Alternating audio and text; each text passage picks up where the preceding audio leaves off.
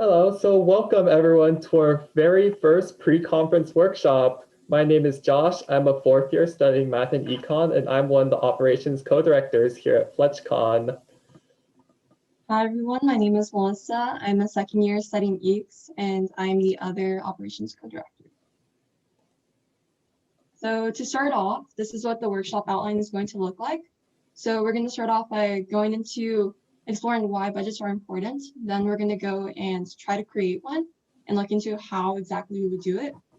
Then after that, we're going to have a little discussion or a little question section because there is a lot of content after that section specifically. So if you do have any questions, make sure to ask them there. Then from there, we're going to go off and try to help a really familiar friend. You might know this friend in a really fun budgeting activity. And then we're also going to have another question section and also ask you to please fill out a feedback form. And lastly, we're going to finish off by doing a raffle. So make sure that you stay tuned for that to see who won the AirPods and all the other cool prizes. All right, so now for the attendance form. So if you could all just scan that QR code or also just use the link that I just pasted onto the chat. It's a really simple form. It's like 2 questions. I think it's just the name and then whether or not you're participating in the raffle tonight. If you are participating in the raffle tonight, make sure that you completed all the steps before the workshop. So it was liking the Instagram post, tagging 3 to 5 friends, and following FLETCHCon on Instagram.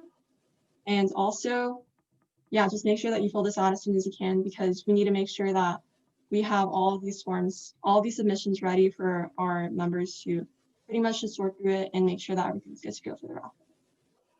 So I'll give you like a minute or so to fill it out.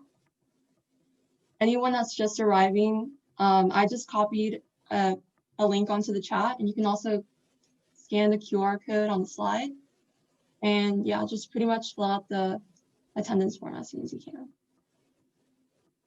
I'll give you a few minutes or a minute. If you could all just react with yes after you're done filling it out, that'd be great.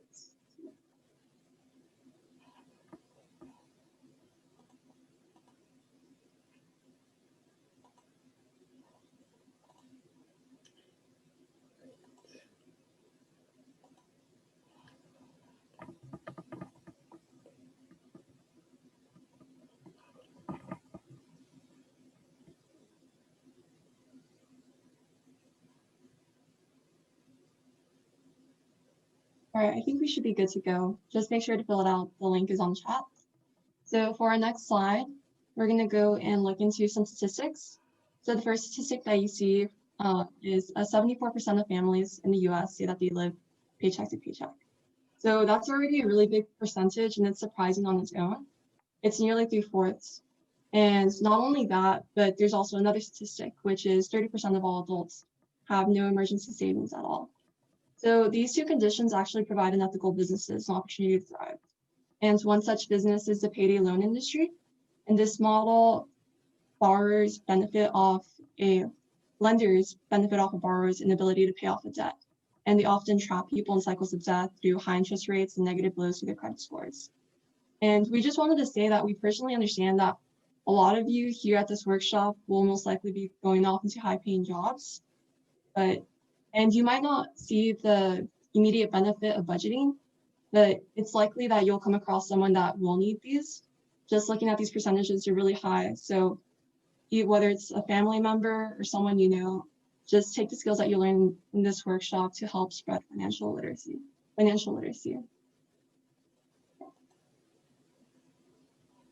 So now for a little bit of definitions. What is a budget? The purpose of a budget is to plan, organize, track, and improve your financial situation. In other words, the budget pretty much helps you stay on track of your financial goals and helps you reach them a lot faster. How does a budget do this, you might be asking? Well, a budget actually has a range of functions. Some of those functions include helping you control your spending and also consistently save and also consistently invest in a portion of your income. And that's pretty much how you grow it and reach your financial goals a lot faster. And then now for a little bit of inspiration. So a budget is telling your money where to go instead of wondering where it went. And personally, I've been in a situation where I started off with a lot of money and then it seems like kind of immediately, like it just all dwindled down like all of a sudden. And I'm pretty sure that a lot of you here have probably been in a similar situation as well. And it's mainly just all those little transactions, like transactions at Fame Shop, getting boba or cream, and just small things that you wouldn't really expect to add up monthly. You also have subscriptions that kind of just bite away at your income as well. So you have Netflix, Spotify, Apple Music, HBO, Amazon, all these other subscriptions that pretty much stay at the back of your mind and are kind of just eating away at your income. And lastly, we also have online shopping. And personally, I know that it's really easy for me to fall into a negative feedback loop when I go on Amazon or any other retailer like that, because I'll go on to buy something that's maybe like $10 and then I'll want to buy something else. And then eventually like I end up spending like $100. And it's just really important to recognize that there's a lot of pressures when it comes to spending around us, especially for our generation. And that's why budgeting is important for us, because we need to recognize that we need to categorize all of our money and make sure that we know where everything is going and we're planning for the future. Okay. So where do I start? I know budgeting can definitely seem very overwhelming and stressful at first, but if you're organized with your spending habits, it will become a lot less stressful. So this is an organization and this is how you get started with budgeting. So the main two components of a budget are income and expenses. Income is defined as all the money earned or taken in, and expenses are all the different items or things you spend your money on. So the first step to creating a budget is to identify all of your sources of income. You could gain income from a variety of sources, such as from your parents or from working or an internship, but there are many, many ways. Calculate the total dollar amount of income you earn in a given time period, such as a month, and that will be your base on how you account for all of your expenses. So speaking of expenses, there are going to be three different types of expenses. First being fixed expenses, then being periodic, and finally variable expenses. So fixed expenses occur in predictable amounts and are usually paid for in monthly intervals. Sure, they may vary by a few dollars from one month to another, but the total amount you should pay should roughly be the same. Some examples of fixed expenses include rent, mortgages, and bills. Second, we have periodic expenses. These are really similar to fixed expenses, but they occur much less frequently. Some examples of periodic expenses include car repairs, taxes, and birthdays. And finally, the last type of expense is what we call variable expenses, and they can be influenced the most by our financial behavior. So variable expenses can be classified as either necessary or discretionary, but these are arguably the most important habits to track your spending on. Some examples of variable expenses include all of your food budget, entertainment, and boba. So there are several different types of budgets depending on what your financial goals are. So here's a few examples of some common budgets. The first one is what we call the line item budget, which is what most people think of when they think of a budget. For this one, you'd list out each expense or category expenses over a given period of time, such as a month. This is an easy way to track your spending, although you'd have to account for savings independently through the line item budget. Second is what we call the proportional budget, in which you divide up your monthly income into three categories, being needs, wants, and savings. Needs are classified as spending that is required to stay alive and or employed, such as rent or insurance. Wants are classified as anything you get for personal enjoyment, such as your Netflix and your boba costs. And savings are a very special area that you can set aside a part of your income for either your short-term or long-term financial goals. This is really good if you want to think more about the big picture and you have a specific financial goal in mind you want to achieve. The third budget is what we call the paying yourself first budget. This just means you'd be allocating money towards savings or other financial goals. The only component in this budget is putting aside money for your savings or your goals. And this is really similar to the proportional budget, but gives a much higher emphasis on your financial goal rather than accounting for everything else. This is good if you don't feel like tracking all of your expenses, but probably won't work if you're not ready to prioritize saving. Let's say if you're in too much debt, for example. So the fourth budget is what we call the envelope budget. This is where you have a set amount of cash to set aside for each budget category. So the goal of this budget is to make a set amount of money last you all month or all throughout your given time period. Once that is over, you'll either be done spending in that category altogether, or you have to take it out of a different category, sacrificing part of your other budget. So this is a tangible, tactile plan to spend only the money you have available, but it's really like similar to the like item budget. This does not address savings. And finally, the fifth type of budget is what we call the zero sum budget.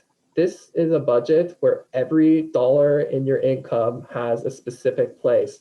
No, this doesn't mean blowing all of your income on whatever you want, but you assign each dollar to have a very specific purpose. Start with all of your sources of post-tax income and then assign a budget to each of your fixed and periodic expenses, and then you'll see exactly how much money you'll have left to spend on everything else. This budget requires you to think critically about every dollar you spend, and if done right, this makes the most room for saving goals. All right. So now that you know what some of the different types of budgets are, one thing they all have in common is tracking your spending. One easy way to track your spending habits is to use a budgeting app. One of the best apps that I like to use is called Mint. I like it because it automatically updates and categorizes transactions, and you can create your own categories, track your own bills, and much more. Another really effective way to track your expenses is to use either an Excel or Google Sheets spreadsheet. This way, you can list out each of your expenses individually and categorize them yourselves. This is a really good way to track your expenses if you don't feel comfortable using an app, or if you want to see the data yourself. And finally, we have the envelope method, which I talked about earlier, in which you have a set amount of cash to put aside for each category of spending, or you cannot go over for each category. So regardless of what budget you select to abide by, there will be basic categories that will correspond to each part of your budget. So here are 4 common categories that most budgets take into account. The first one, and perhaps the most important one, is your savings. This is where you can put all of your goals or to set aside your emergency funds. Next, we have bills and utilities. This is where you can track most of your fixed and periodic expenses down. The next category to take into account is the food category. So you're obviously going to need to eat. There's no way around it. So this takes into account everything from groceries to takeout. In this category, make sure you know what you would consider to be essential and what parts you can cut out to save money in favor of other categories. And finally, we have the personal or fun category. This is where you can track all of your recreational budget, meaning all of your entertainment or anything else of your choosing. And by no means are these the only 4 categories for every single budget. There can be as many different categories as you want, depending on what your spending habits are and what your personal goals consist of. Now that I went over what to do when starting a budget, let's go over what not to do when starting a budget. So one of the most common mistakes that you can make is to not be realistic with your goals. So your goals should be what we call SMART, which is an acronym which stands for specific, measurable, attainable, realistic, and time-bound. Keep in mind, I do strongly encourage y'all as Berkeley students to have ambitious goals, but don't go too far. I'm sure it must be really nice to want to purchase that $10 million Hollywood mansion before you turn 30. But if you think about it, if you start at age 21, you'll need to set a total of $19,000 every single month. And that doesn't take into account costs such as rent, food, and entertainment, when most college graduates can't even make $5,000 a month for absolutely everything. So this leads to another one of the biggest mistakes, and that is to overspend on one category. To overspend is to take one part of your budget, take money out of another part of your budget, especially if it's one that includes fixed and mandatory costs. This is the #1 reason that most families live paycheck to paycheck, because they cannot control their spending and thus are unable to save up for their financial goals. This brings me to my next point of forgetting to track your expenses. If you don't track your expenses, then you really don't have any idea of how much money you really have, and you can easily overspend. And finally, if you don't have any financial goals at all, then you have nothing to look forward to financially, meaning you won't be able to pay off your debt or own a house or retire comfortably. This means you will essentially be working paycheck to paycheck for the rest of your life. So what are financial goals? These are where you would like to be financially in the short term, midterm, or long term. If you do not have financial goals that you are working towards, you'll be much more likely to spend more than you should. Financial goals are the key to working towards financial security and independence. So financial goals can be categorized by time. We have short-term goals, which are achieved in fewer than 3 years, midterm goals, which are realistically achieved anywhere between 3 to 5 years, and long-term goals, which are the most realistically achieved in more than 5 years, each with their own consequences. So some examples of short-term goals can include saving up for new furniture, saving up for an emergency fund that can cover 2 months of rent, and saving up to go on vacation. Some examples of midterm goals can include a down payment for a house or to pay off a student loan. And finally, some examples of long-term goals include paying off all your debts and to save up for retirement. So I know I went through a lot of content, so I'm going to take this time to answer any questions. So does anyone have any questions for me?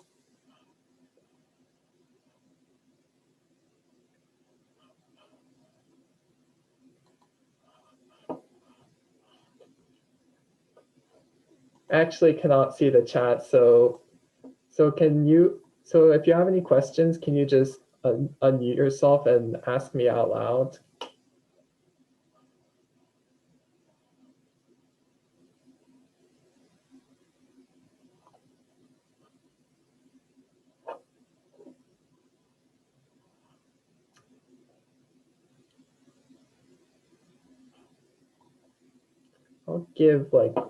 I'll give like another minute or something.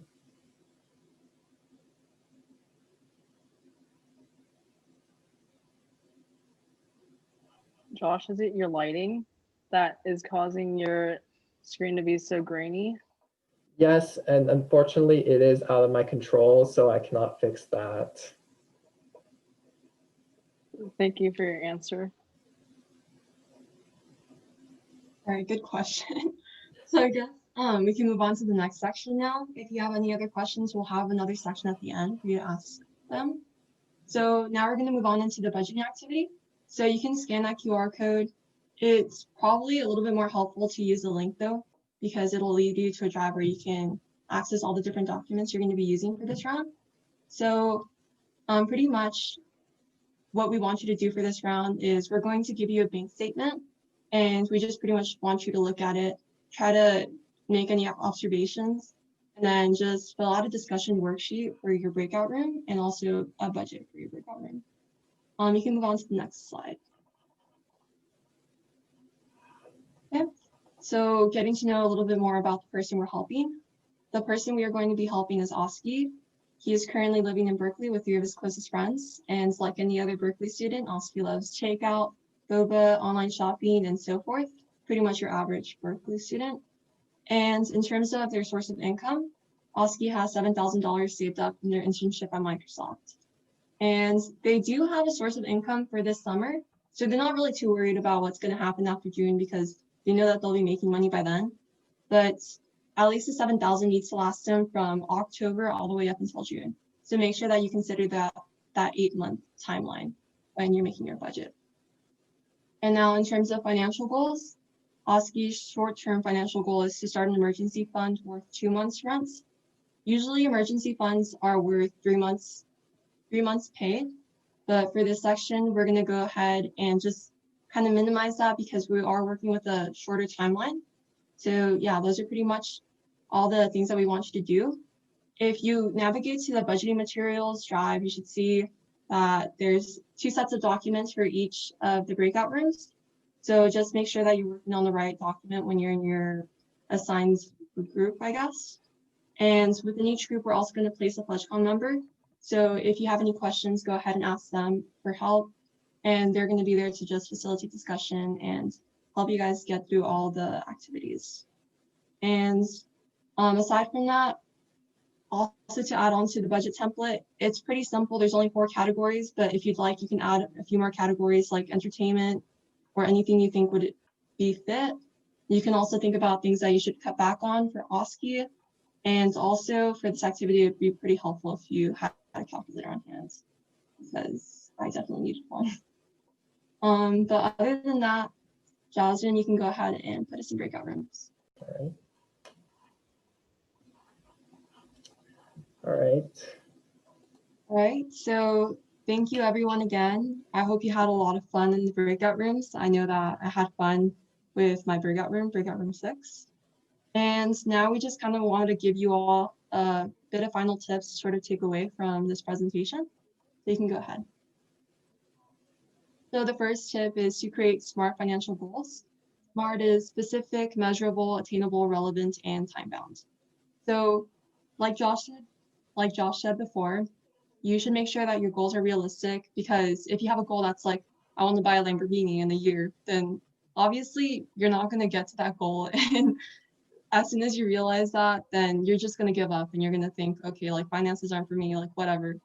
And that's pretty much why you just want to make sure that your goals are all realistic so that you can reach them a lot faster. The next tip is to save at least 3 months pay. So this is something that I referenced a little bit earlier, but life happens sometimes and you just want to make sure that you're always prepared and ready whenever the time comes. So now the next tip is to always save the maximum when you can. So this is just another common tip. Save, save, save. Your future self will thank you and you'll be happy. So the next and final tip is to keep a financial journal. So this is something that we actually just wanted to make sure that all of you do and encourage for all of you. So within your financial journal, you should be writing out some of your transactions and sort of just reflecting on them and thinking about how your budget is working and whether or not it's something that you want to continue doing, or if you want to move on to like a different tracking platform, or maybe just try a different budget form, I guess. But yeah, this will just give you some time to reflect and help keep track of the big picture, I guess. All right, so now this time is reserved for questions if you all have any, and also for you all to fill out this feedback form. You can go ahead and scan the QR code, or you can just press the link that I pasted onto the chat. Could we go over periodic expenses again? Do you want to answer that, Josh? Yes, we can. So periodic expenses are similar to fixed expenses, but they occur much less frequently. So think of them as like kind of fixed expenses, but like set aside for like when things happen on an irregular basis. So maybe some periodic expenses would be similar to like would be everything from your car repairs to all your taxes to anything that you wouldn't consider like on a typical monthly basis that's not like really fixed, but also isn't really a variable expense. So does that answer your question?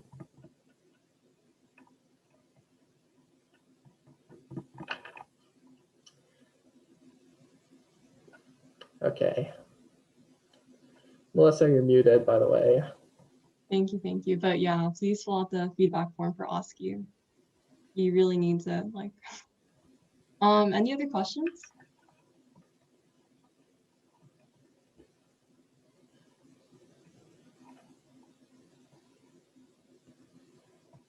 Okay, if not, you can always just ask them later. Oh, okay. Who thinks OSCE? Never mind. So if you do have some other questions, go ahead and paste them in the chat. We'll make sure to look through them. So now we're gonna just go on to the next few slides. So we're gonna give a quick plug for FLETCH Fund. So FLETCH Fund is a student organization, and our purpose is to reduce financial literacy and help spread awareness on economic injustices. We do have a day-long conference that is held annually. And in this conference, we invite industry professionals, community partners, and other student organizations to pretty much just come and lecture students on topics like filling out tax returns or managing finances for students and tackling the rising cost of tuition and housing. So just be sure to be on the lookout for that. Our conference will be online this spring, and we'll be making announcements in the upcoming weeks or months. And along with that, we will also be hosting workshops monthly. So the next workshop that we'll be hosting is on the financial impacts of COVID. So also just make sure to be on the lookout for that. And go ahead and also just follow us on our website or our Instagram, I guess, but check out our website, look at our email if you want to contact us, and check out our loop chat as well. And yeah. So now we'll be heading off into the raffle and we'll be passing it off to Vera.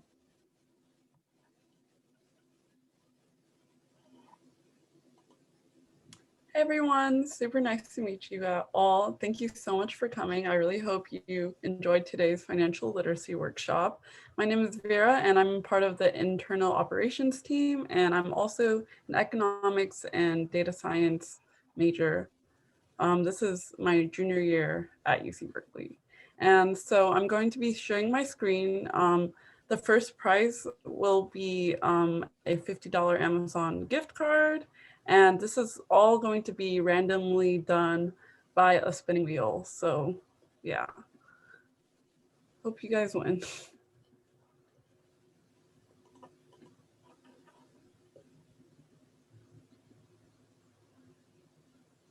Okay, so I'm just going to spin the first one. Okay, 1, 2, 3.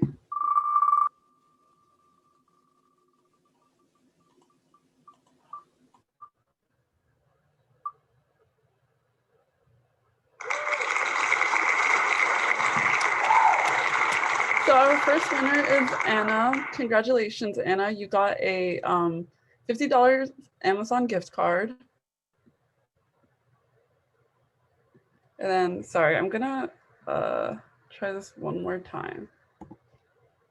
Sorry, I think there was like a technical difficulty. Okay.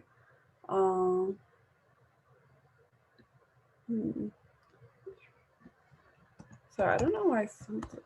Okay. Okay, and then I think you removed the wrong I'll just take person. I think you removed. Oh, I'm sorry, what? I think you removed the wrong person. You removed Alaska instead of Anna. Oh, sorry. Oh, yeah. Oh, it's because she was in there twice for some reason. Oh, okay. Yeah. So everything else is fine though. Okay, I'm just gonna remove Anna. Okay, but everything else is good. Okay. Okay. So the second prize is a hydro flask. So we'll see who wins that. 1, 2, 3.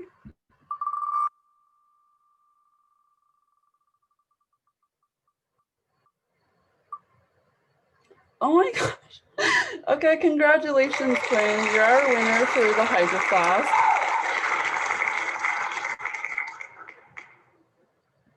Okay, and this is the prize you guys have all been waiting for. Drum roll, please. This winner will win the AirPods Pro. And yeah, super excited because I'm sure this is what you guys are all waiting for. Okay, 1, 2, 3, here it goes.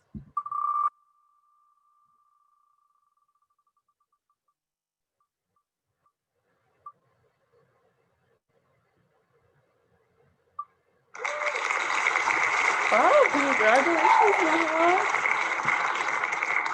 Okay, and there you go. Those are our prizes. Thank you guys again so much for coming. We really appreciate it and really hope you guys enjoyed the financial literacy workshop. Yeah, thank you all again. I hope you all had fun. If you have any questions, you can go ahead and stay afterwards and ask them. But yeah, you're free to head out. We'll be contacting the winners